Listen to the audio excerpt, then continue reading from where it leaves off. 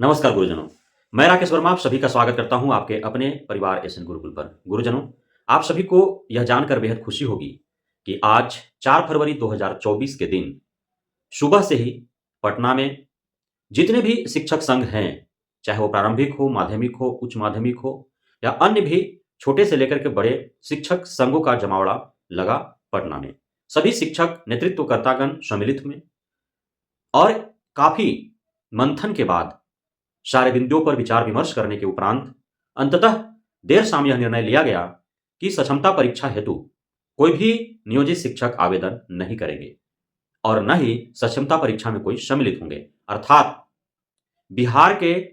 सभी शिक्षक संघों का एक साथ यह निर्णय आ गया है कि सक्षमता परीक्षा का अब बहिष्कार पूर्णतः हो गए हैं। इसमें कहीं कोई संदेह है ही नहीं। भले ही जब बीपीएससी टीआरई का बहिष्कार किया गया था बड़े पैमाने पर शिक्षक संघों के द्वारा, शिक्षक नेतृत्वकर्ताओं के द्वारा, तो आप में से बहुत सारे नियोजित शिक्षक चोरी छिपे बीपीएससी टीआरई में सम्मिलित हुए और सफल भी हुए। उसके बाद से शिक्षक संघ के नेतृत्वकर्ताओं के द्वारा लगातार उस पर आपत्ति जाहिर किए गए और वैसे शिक्षक, नियोजित शिक्षक जो शिक्षक संघों के निर्णय के विरुद्ध जाकर के और उन्होंने बीपीएससी टीआरई 1 में सम्मिलित हुए, सेम ग्रेड में सिर्फ राज्यकर्मी का दर्जा पाने हेतु, उनको भविष्य में किसी भी समस्या उत्पन्न होने पर उनके साथ खड़ा रहने से वे खुद को अलग कर लिए। लेकिन उन्होंने उन सभी नियोजित शिक्षक जो अपग्रेड होने के उद्देश्य से क्षमता परीक्षा दिए और पास हुए, कामयाबी हासिल की, उन सभी को उन्होंने शुभकामनाएं भी दी। तो अभी जो यह निर्णय लिया गया है सभी शिक्षक संघों के द्वारा, यदि आप में से सभी नियोजित शिक्षक गुरुजनों को यदि आपत्ति है तो आप आवेदन न करें और क्षमता परीक्षा हेतु आप सम्मिलित भी ना हो, क्योंकि सरकार के द्वारा जो निर्णय लिए जा रहे हैं क्षमता परीक्षा हेतु, सिर्फ परीक्षा की बात नहीं है। बात सिर्फ परीक्षा की होती तो कोई परीक्षा से डर नहीं रहा था। लेकिन इस परीक्षा के आड़ में जो षड्यंत्र रचे जा रहे हैं सरकार के द्वारा, वह संख्या के दायरे में है और जो विभिन्न शिक्षक संघों के नेतृत्वकर्ता हैं वे हमसे, आपसे काफी ज्यादा बुद्धिजीवी हैं, तो वे जरूर ही सभी विचार विमर्श, सभी बिंदुओं पर राय मशवरा कर ही उन्होंने निर्णय लिया होगा कि क्षमता परीक्षा का पूर्णतः बहिष्कार किया जाए और जिला स्तर, प्रखंड स्तर, राज्य स्तर, सभी छोटे बड़े शिक्षक संघ, उनके नेतृत्वकर्ताओं, संगठनों, सभी से उन्होंने आह्वान किया है कि सभी शिक्षक संघ के निर्णय का सम्मान करें, सभी नियोजित शिक्षक शिक्षिकाएं सम्मान करें और यदि वे अपना हित चाहते हैं तो शिक्षक संघों के द्वारा जो पूर्णतः क्षमता परीक्षा का बहिष्कार किया गया है उसमें वे सम्मिलित हों और वे आवेदन न करें, चोरी छिपे भी आवेदन न करें। नहीं तो पता चलेगा कि 3.5 लाख नियोजित शिक्षकों की परीक्षा लेनी है और आप 10-20 हजार चोरी छिपे आवेदन कर दिए हों और आप परीक्षा देने गए हों। तो ऐसा नहीं करना है। यदि आप शिक्षक संघों के लिए गए आज के निर्णय से सहमत हो तो, और यदि आपको सरकार के क्षमता परीक्षा के आड़ में अपनाए जा रहे गलत नीतियों, थोपे जा रहे आप पे उनका अपना तानाशाही रवैया से यदि समस्या है तो आप अवश्य ही इस क्षमता परीक्षा के बहिष्कार का जो निर्णय है उसका सम्मान करें और उसमें सम्मिलित हों। नियोजित शिक्षक गुरुजनों, आप सभी को ज्ञात है कि आपकी क्षमता परीक्षा हेतु आपको तैयारी के लिए समय नहीं दिए गए हैं, जबकि जो सिलेबस और पैटर्न है वो बीपीएससी टीआरई के तर्ज पर ही बनाए गए हैं। अब उन्होंने जब सिलेबस दे दिया कि बीपीएससी टीआरई के जो सिलेबस थे वही सेम सिलेबस क्षमता परीक्षा हेतु ही रहेंगे, तो फिर आपको यह उम्मीद लगाकर बैठे रहना कि बीपीएससी टीआरई के लेवल का प्रश्न नहीं होगा, यह तो फिर मूर्खता होगा। क्योंकि जब सिलेबस दिया गया है तो फिर स्वतंत्र है बिहार बोर्ड कहीं से भी प्रश्न उठाकर आपसे पूछ लेने का। तो माननीय मुख्यमंत्री जो पिछले 18 साल में 9 बार नैहर से ससुराल आए और गए, कभी इधर उठे तो उधर गए, कभी उधर से उठे तो इधर गए, तो उनकी बातों पर यदि भरोसा करके कि माननीय मुख्यमंत्री ने गांधी मैदान से यह घोषणा किया है कि मामूली सी सक्षमता परीक्षा के जरिए सभी नियोजित शिक्षकों को राज्यकर्मी का दर्जा प्राप्त किया जाएगा, तो फिर आपके लिए यह दुर्भाग्य ही होगा और नुकसानदायी होगा। क्योंकि जब सिलेबस दिए गए हैं तो स्वतंत्र है वे उनमें से कहीं से भी प्रश्न पूछने के लिए। दूसरी बात कि आपका, चूंकि आप में से बहुत सारे नियोजित शिक्षक गुरुजन हैं जो अब रिटायरमेंट के कगार पर हैं, कुछ वर्ष ही उनका जो है नियोजित शिक्षक के रूप में कार्य, उनके समयावधि जो है शेष बचे हैं। आप में से बहुत ऐसे हैं जिन्होंने कभी कंप्यूटर चलाने की आवश्यकता ही नहीं समझी और शायद आपके जीवन में आज तक आवश्यकता नहीं पड़ा उसका। तो आपने उपयोग नहीं किया, प्रयोग नहीं किया। अब आप इस हालात में, इस परिस्थिति में, इस अंतिम क्षण में आपसे कंप्यूटर बेस्ड टेस्ट लिए जा रहे हैं, जबकि उस प्रैक्टिस हेतु आपको परिपूर्ण आपको समय नहीं दिया गया। कब आप उस हेतु ट्रेनिंग करेंगे, प्रैक्टिस करेंगे? एक उतना बड़ा सिलेबस बीपीएससी तैयारी के समान सिलेबस आपको दिए गए हैं, उसका पढ़ाई करना, विद्यालयों में 9 से 5 पढ़ाने जाना, अन्य कार्यों को करना, साथ ही कंप्यूटर बेस्ड टेस्ट का जो है उस हेतु तैयारी करना, जबकि सभी जगहों पर आपके आस-पास जो है संसाधन उपलब्ध नहीं है कि आप प्रैक्टिस कर पाएँ। ये समस्या है। उसके बाद आपका जिला बदर का दंड प्रदान करना आपको, दूसरे जिला में आपको भेज देना। किसको बिहार के किस छोर पर भेज दिया जाएगा कहना मुश्किल है। हो सकता है आप जहानाबाद के हों और आपको भेज दिया जाए कैमूर, आप पश्चिमी चंपारण को हो आपको भेज दिया जाए भागलपुर, आप किशनगंज के हों भेज दिया जाए आपको रोहतास, आप मधुबनी के हों आपको भेज दिया जाए जमुई। कुछ भी हो सकता है, किसी को भी कहीं भेजा जा सकता है। तो ये सबसे बड़ी समस्या है। सिलेबस हो गया, कंप्यूटर बेस्ड टेस्ट का विरोध है, जिला बदर जो करने का जो दंड दिए जा रहे हैं उसका विरोध है, तैयारी करने के लिए समय नहीं दिया गया है उसका विरोध है।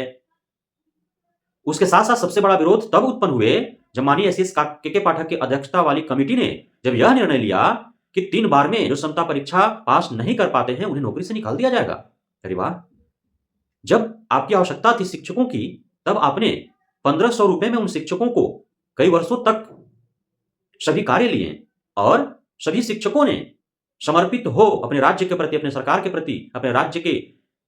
गरीब, किसान, मजदूर, दबे कुचले, शोषित, पीड़ित समाज के अति पिछड़े जो समाज के जो अंत में बसे हुए हैं, उनके बच्चों के प्रति समर्पित, उन परिवारों के प्रति समर्पित हो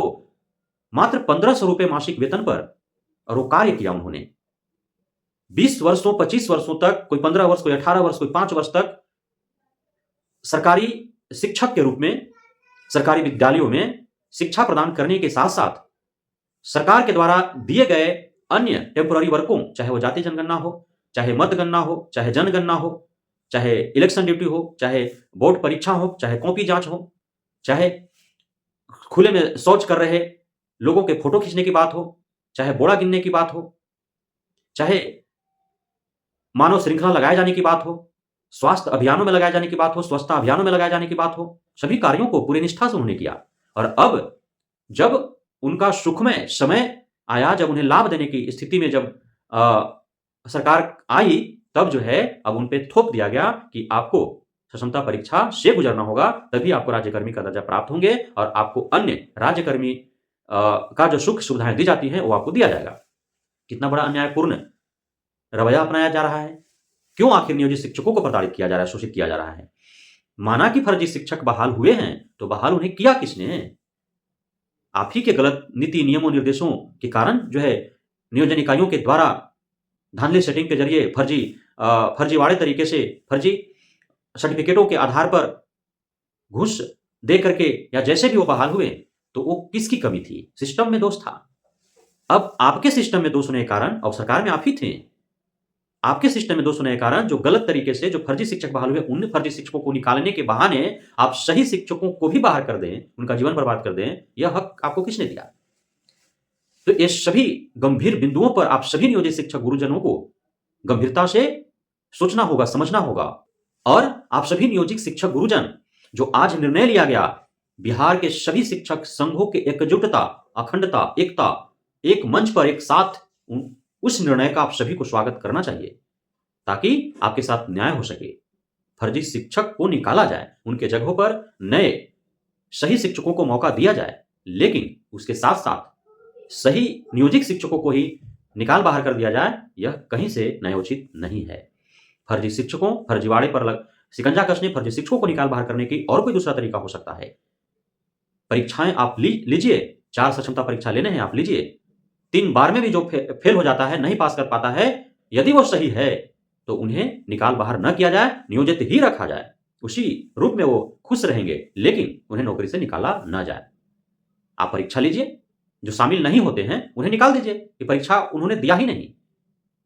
लेकिन जो परीक्षा दे रहे हैं, तो जब परीक्षा वे दे रहे हैं तो सिर्फ एक ही चीज होगा कि वो फेल हो पाएंगे, वो जो है क्वालिफाई नहीं कर पाएंगे, लेकिन अन्य सारी प्रक्रिया से तो वो गुजर ही रहे हैं। सिर्फ पास न होते हों, उसके अलावे अन्य सभी प्रक्रियाओं पर यदि जो भी नियोजित शिक्षक शिक्षिकाएं खरे उतरते हैं, तो उन्हें शिक्षक के रूप में कार्य करने दिया जाए, उन्हें बाहर न निकाला जाए। लेकिन जो किसी भी सक्षमता परीक्षा में सम्मिलित न होता हो, उन्हें आप निकाल दें, या फिर सक्षमता परीक्षा में सम्मिलित हों, वे उत्तीर्ण न कर पाएँ, लेकिन अन्य जो आपका जाँच की प्रक्रियाएँ हैं, जो फर्जी शिक्षकों को निकालने के मकसद से आप इतने शक्ति के साथ जाँच प्रक्रियाएँ आपने अपनाया है और करने के लिए आप तत्पर हैं, तो उन प्रक्रियाओं पर यदि वे खरे नहीं उतरते हैं, तो फिर उन्हें भी निकाल दिया जाए, लेकिन सभी को यह सज़ा न दिया जाए। ये 4-5 मुद्दे जो हैं, सीबीटी की जगह पर ऑफलाइन एग्जाम लिया जाए पेन पेपर से, सिलेबस जो टीआरई के तर्ज पर रखा गया है, उस सिलेबस को डाउन किया जाए, अर्थात जिससे जो पढ़ाने की जिम्मेदारी पिछले कई वर्षों से दी गई है, वहीं से प्रश्न पूछा जाए,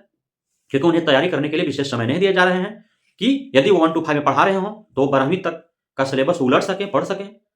या इसी प्रकार से 6 to 8 का ग्रेजुएशन तक का योग्यता है, तो वह 6 to 8 के बाद 9 to जो है ग्रेजुएशन तक का वो पढ़ सके।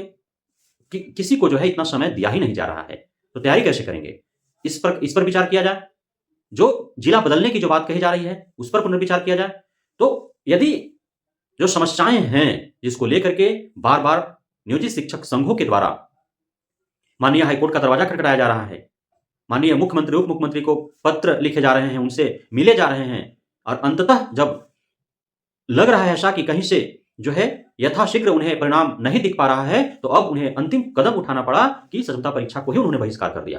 तो मुख्य मांग ये है, परीक्षा से वो डर नहीं रहे हैं और भाग नहीं रहे हैं, लेकिन मुख्य मांग ये है।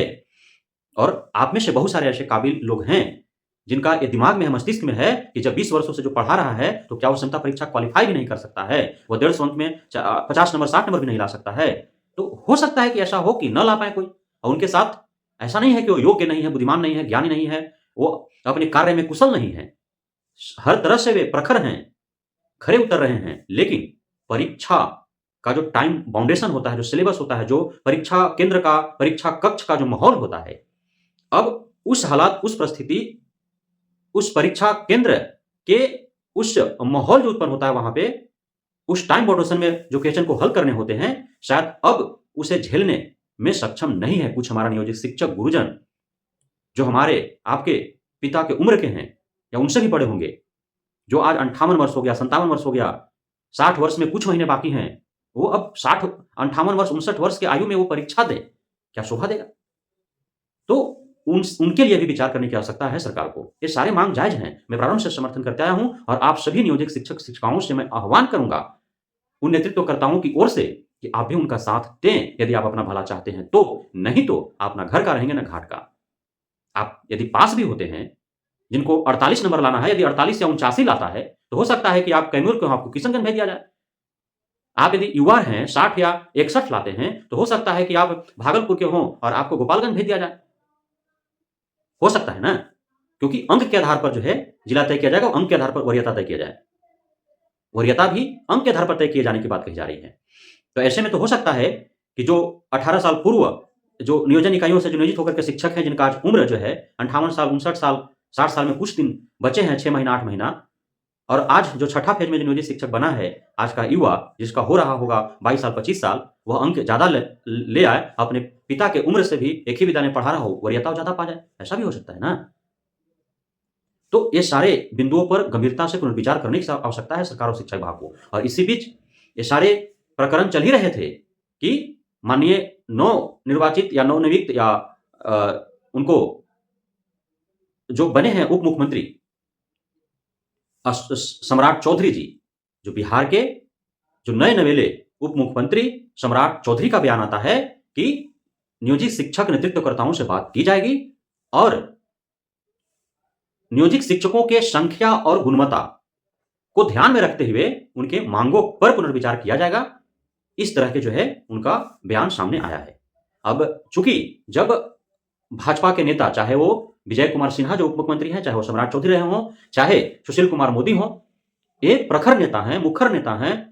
ये आला कमान माने जाते हैं बिहार के संदर्भ में। एनडीए और भाजपा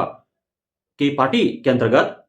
इनकी बातों को बिहार से, राज्य से लेकर के केंद्र तक जो है महत्व दिए जाते हैं। तो इन लोगों का जो है बयान जब ये विपक्ष में थे तब नियोजित शिक्षकों के बारे में आते रहा है, नियोजित शिक्षकों के सारे जो मांग थे उसका उन्होंने समर्थन किया है और नियोजित शिक्षकों की तरफ से वो आवाजें बुलंद करते रहे हैं। तो अब जब वे सत्ता में बैठे हुए हैं तो अब देखना यह होगा कि वह क्या निर्णय लेते हैं, क्योंकि आज भी सम्राट चौधरी का जो है पॉजिटिव ही